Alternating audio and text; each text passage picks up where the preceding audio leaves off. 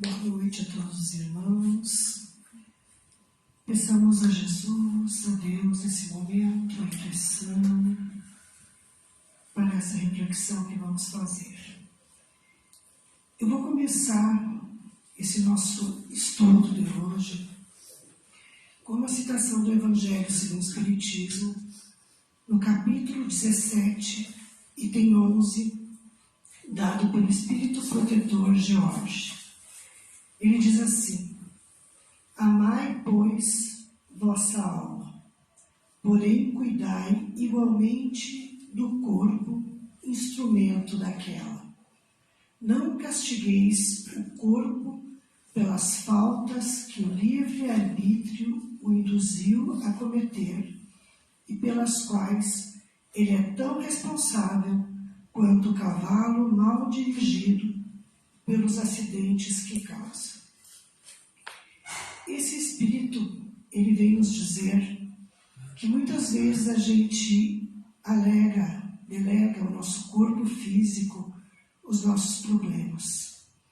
E esse Espírito vem nos afirmar que não, que o cavalo é comparado ao nosso corpo, e o cavaleiro seria o nosso espírito.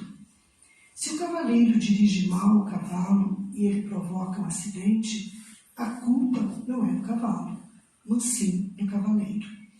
E assim, se o nosso corpo está doente, se o nosso corpo está com problemas físicos, a culpa não é do corpo, a culpa é do espírito, pois é ele que dirige o corpo, é ele que contém o nosso querer, as nossas ideias, é ele que dirige aquilo que nós fazemos.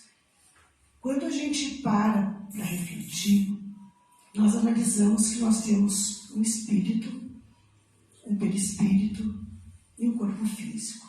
Nós temos mais corpos, mas para nós hoje convém falarmos desses.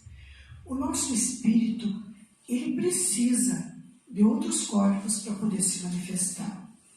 E quem faz a ligação entre o nosso espírito e o nosso corpo físico é o nosso perispírito.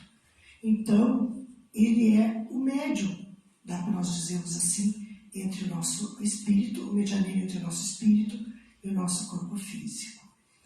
E nós vamos conversar, então, hoje um pouquinho sobre essa relação, a relação entre o nosso espírito, perispírito, o corpo físico, e a relação que existe entre os nossos sentimentos, emoções, entre a nossa conduta na nossa vida e as doenças que a gente adquire durante a nossa existência. Nós não somos separados, nós não somos o emocional, que é o nosso espírito, e o nosso físico. Nós somos um todo. O que influi o nosso espírito, o nosso perispírito, também influi o nosso corpo físico. Quando nós reencarnamos, o nosso perispírito moldou o corpo físico que nós temos hoje.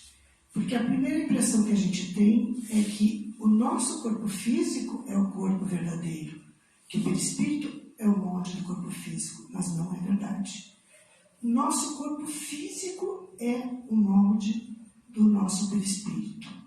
Foi moldado de acordo com as nossas necessidades nessa existência. Então, tudo que nós temos foi moldado de acordo com o que nós precisávamos para essa reencarnação. Muitas vezes nós já temos previsto no nosso plano reencarnatório algumas doenças que nós vamos precisar passar. Por quê? Porque nós tivemos outras existências antes dessa. E essas doenças, elas já estão presas, elas já estão junto, conectadas, agregadas no nosso perispírito. E a reencarnação, a doença, através dessa reencarnação, nos proporciona uma maneira da gente limpar esse nosso perispírito que está impregnado com essas energias tão negativas de outras existências. Só que, não bastando isso, muitas vezes, nós agimos de maneira errada nessa existência e acabamos, né, desenvolvendo outras enfermidades, outras coisas que não precisaríamos passar, que são as doenças emocionais. Quando a gente tem uma má conduta com relação à alimentação, à bebida, drogas, álcool, cigarro, a gente também está impregnando o nosso corpo físico, né, com fluidos negativos que vão causar doenças. Mas existem outras causas, que são as causas emocionais. Geralmente aquilo que nós vibramos, aquilo que nós pensamos, aquilo que nós sentimos, né, ele fica preso, retido no nosso perispírito. E com o tempo, se nós não tratarmos isso, ele vai refletir no nosso corpo físico. Porque se o nosso perispírito, né, é o nosso corpo verdadeiro, o nosso corpo físico é a cópia, os órgãos do perispírito, que se relacionam aos órgãos do corpo físico, né, vão influenciar um ao outro. E aí começam a surgir as doenças.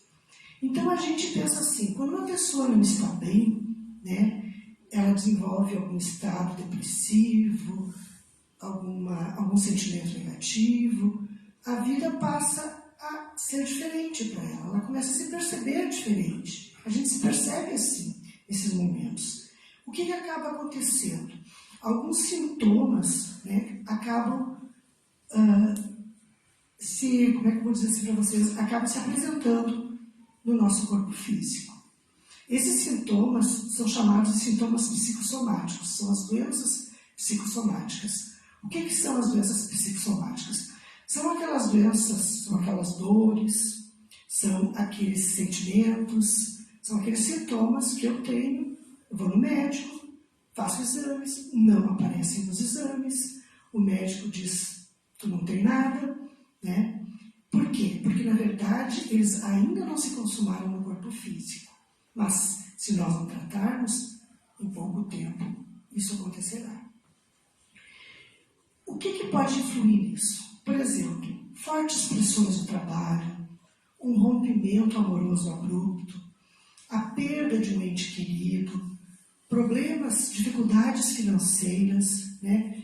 Tudo isso pode levar as pessoas a um estresse muito grande, a quadros de ansiedade, a quadros de depressão, que vão transcender, né, o mental e acabam afetando o nosso estado emocional.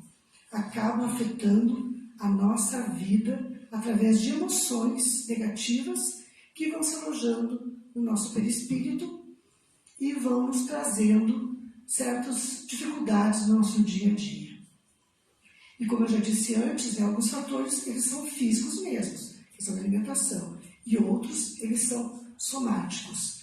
O que acontece? Uma somatização. O nosso corpo acaba absorvendo essas energias e a gente passa por dores, às vezes, faz um exame numa perna que dói, e não tem nada naquela perna. Porque aquilo ainda não está físico, aquilo é emocional, é de origem emocional. Tem alguns sintomas que a gente pode ficar assim, bem atento quando eles surgem na nossa mente. Primeiro sintoma de uma doença psicossomática. Então, são alguns sintomas que são os primeiros que a gente precisa cuidar. Quando esses sintomas começarem a se manifestar na nossa vida, a gente precisa abrir o olho e já pensar no que está acontecendo conosco. Primeiro, pessoas que têm falta de ar constante. Aquela respiração curta, aquela respiração ofegante, sem motivo aparente nenhum. Taquicardia, o coração acelera frequentemente. Em qualquer situação que precisa exigir um pouquinho de esforço, o coração parece que vai sair pela boca. Tremores, pessoas que não conseguem pegar um copo, que ficam tremendo, sentem-se muito nervosas, angustiadas.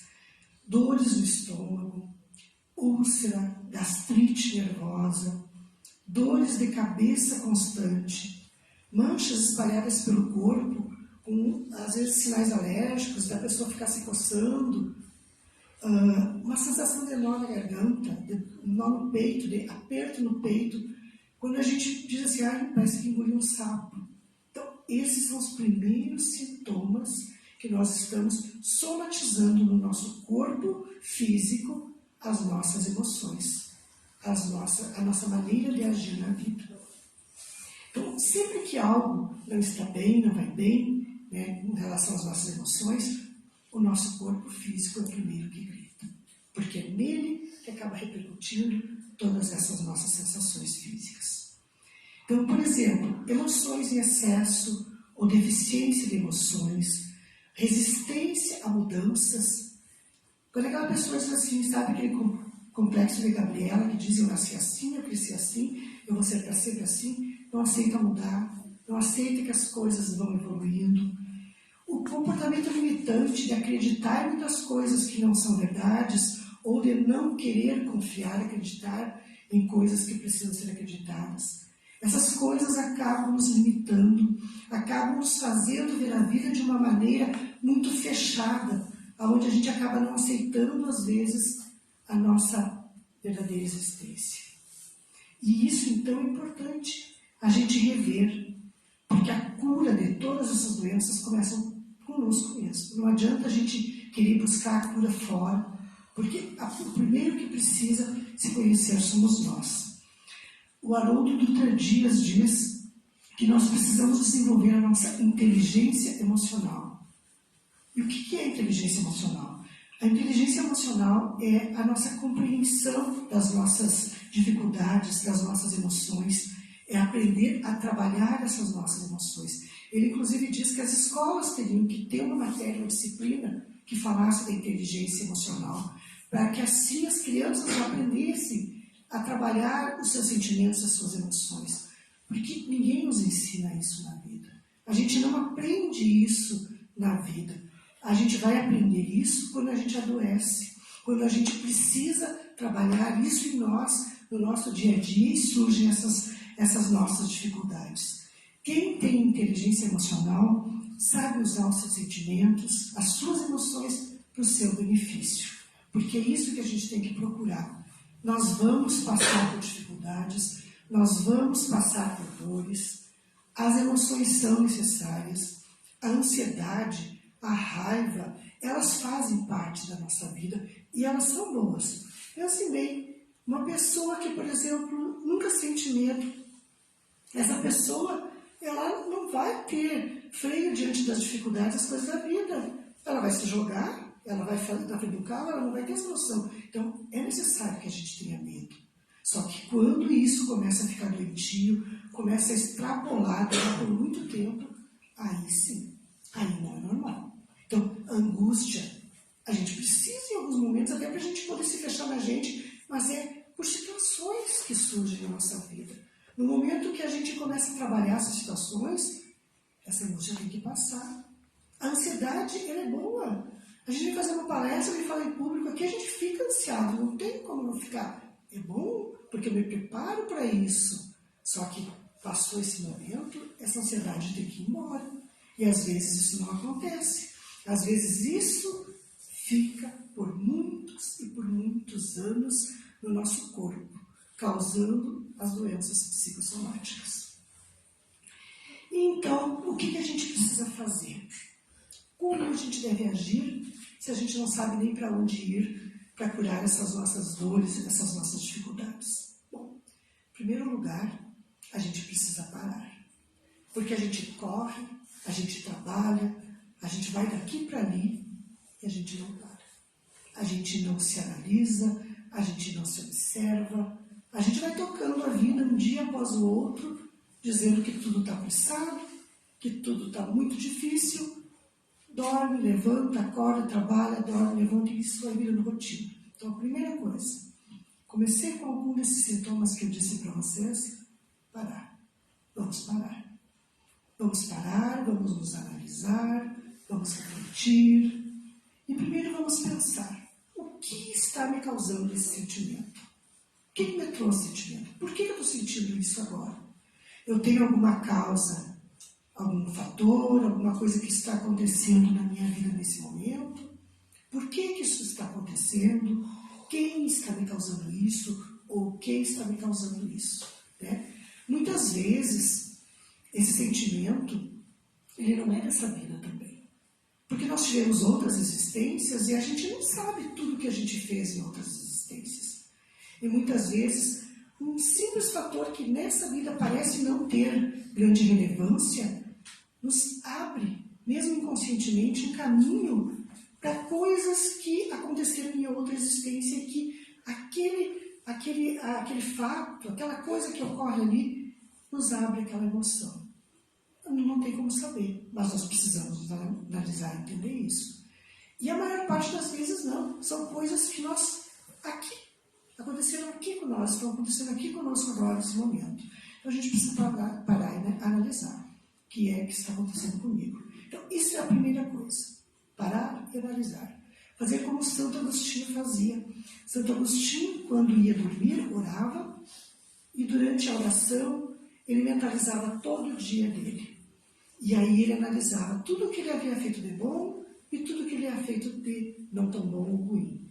E ele fazia a proposta para corrigir aqueles defeitos no novo dia e tentava não cometer mais. Se no outro dia ele cometesse, novamente ele fazia. Até que ele conseguiu, né, a evolução que Santo Agostinho tem, que a gente encontra no próprio Evangelho.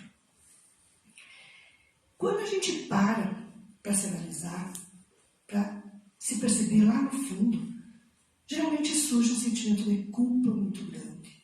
Culpa, às vezes, por coisas que a gente deveria ter feito e agido e a gente não fez. Culpa, às vezes, por coisas que a gente podia ter trabalhado mais em nós e a gente não fez. E também, muitas vezes, a gente busca culpar outras pessoas com isso. Os nossos pais, a nossa mãe, o fulano lá na minha infância que fez isso, fez aquilo comigo.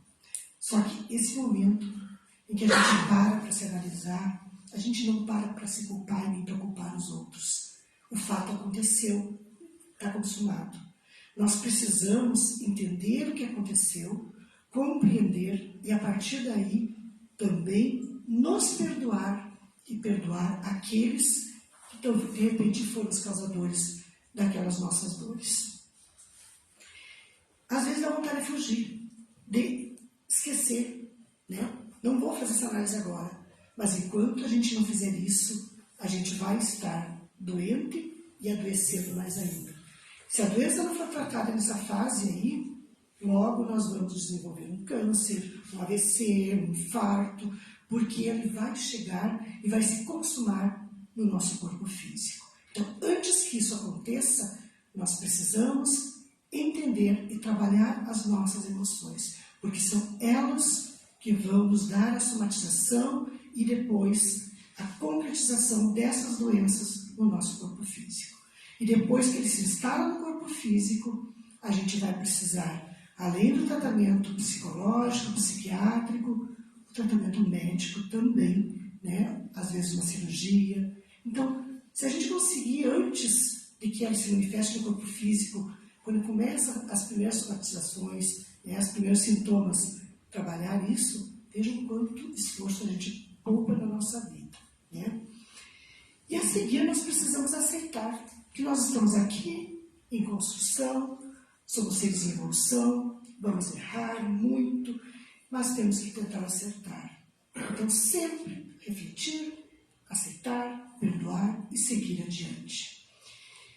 E nos apaziguarmos conosco, com os outros, tentar entender que todos nós estamos aqui, né, um caminho de evolução. Se meu pai, minha mãe, meus irmãos me prejudicaram, não fui a vida que eu pensei, é o perdão que eu preciso.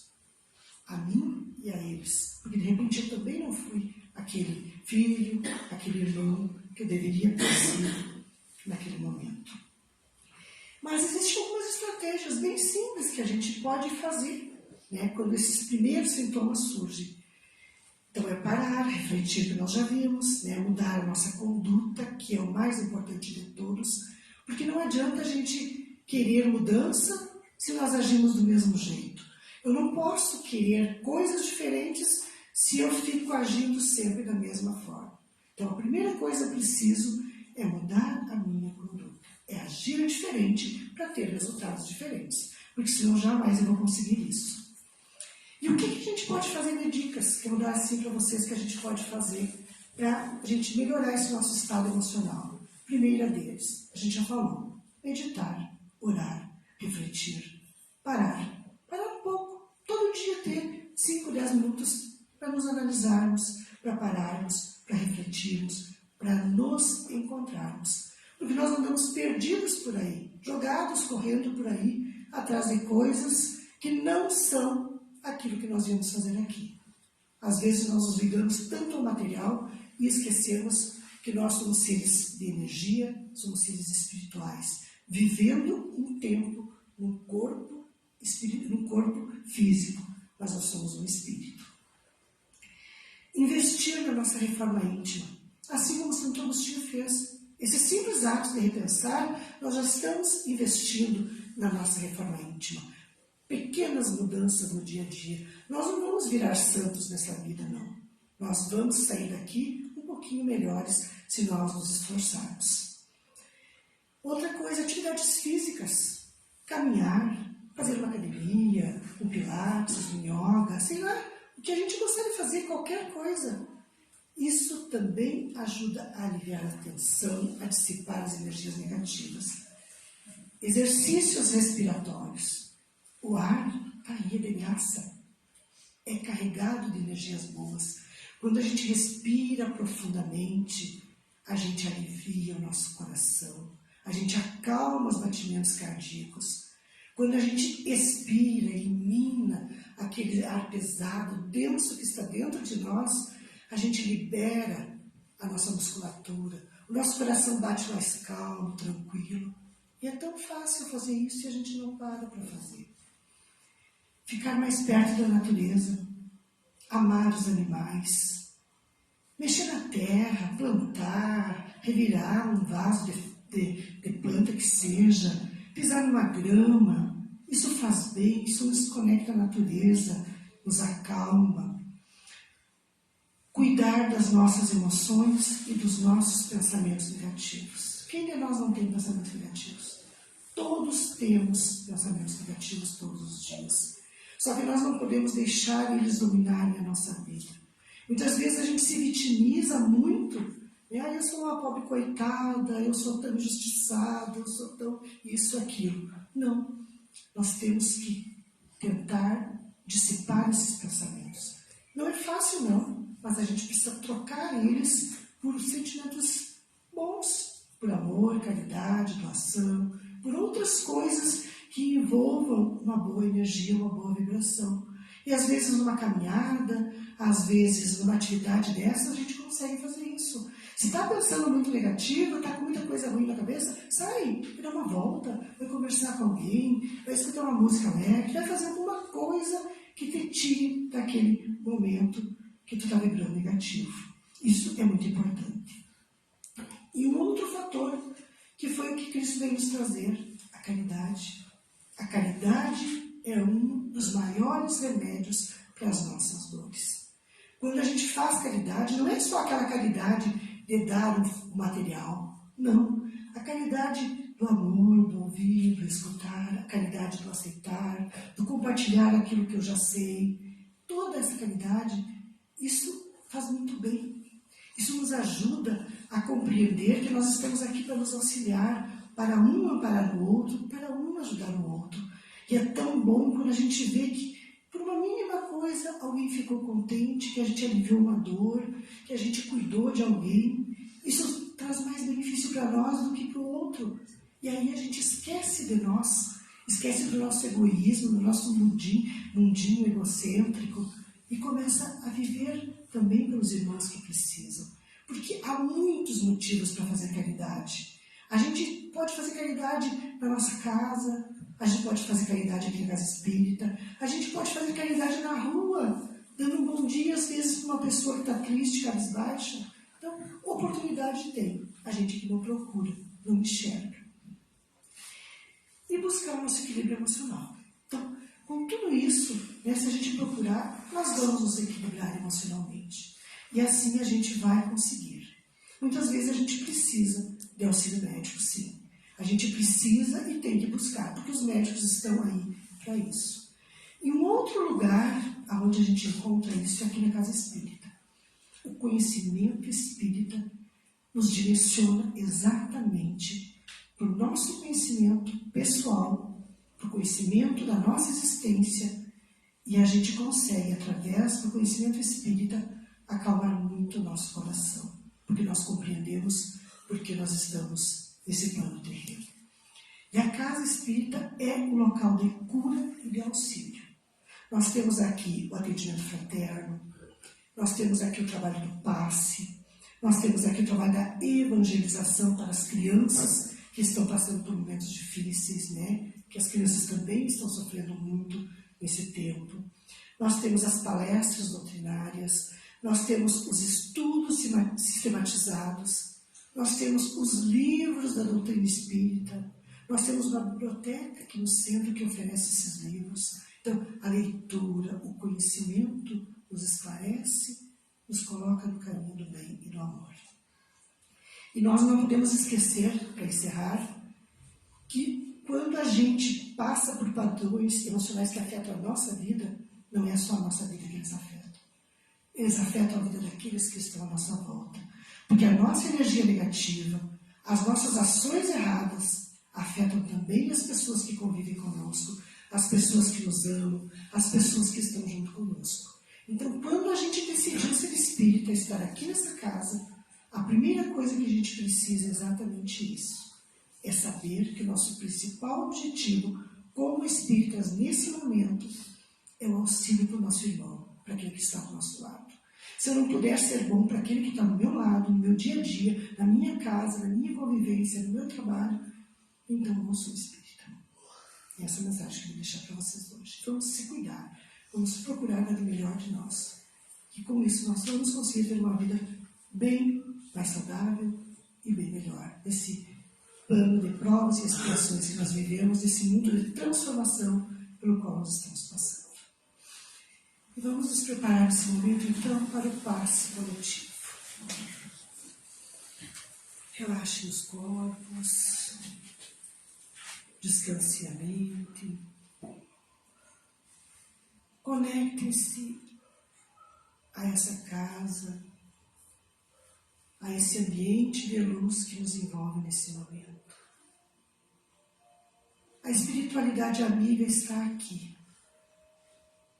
Está aqui derramando sobre todos nós a luz, a cura, o amor. Sintamos no nosso corpo físico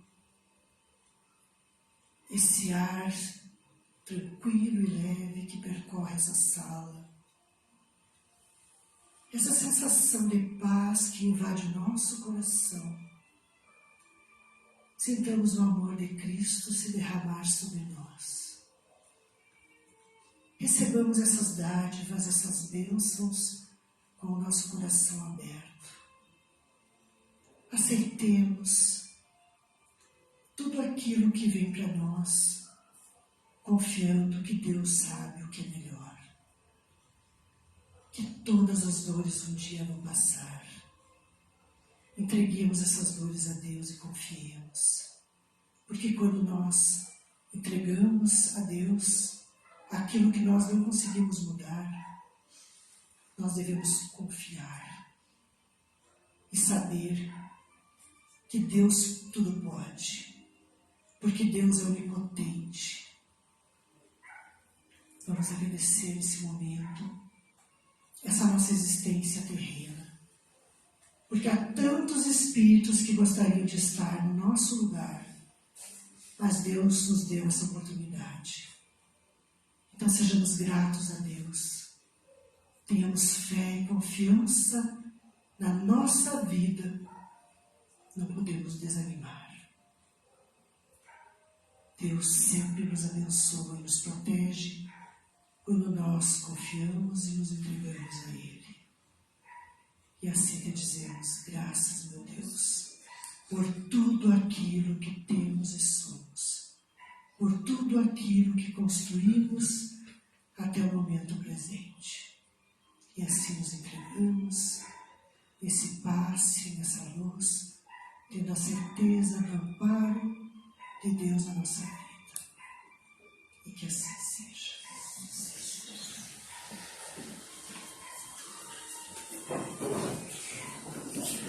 Aqueles que têm passe especial, esperem para serem atendidos.